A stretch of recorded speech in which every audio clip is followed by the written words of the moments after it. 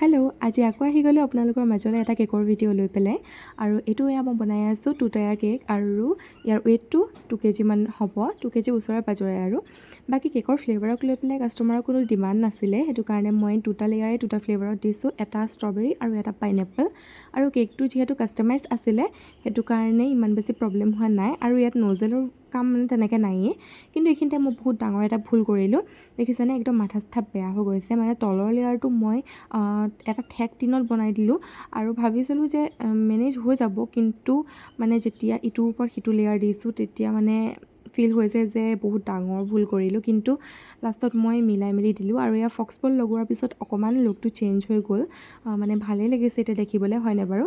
বাকী ইয়াত যিহেতু ল'ৰাটোৰ এবছৰ হ'ব সেইটো কাৰণে 1টো লগাই দিলোঁ আৰু এইফালে অকণমান মোৰ ফণ্ডেণ্টৰ কাম আছিলে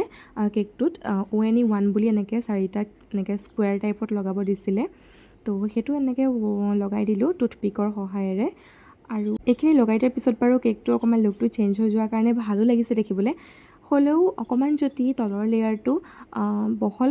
হয় মানে তেতিয়া আৰু অকণমান ভাল লাগিলে হয় কিন্তু কাষ্টমাৰে ভাল পালোঁ বুলি কৈছে আপোনালোকে কেনেকুৱা পালে জনাবচোন দেই।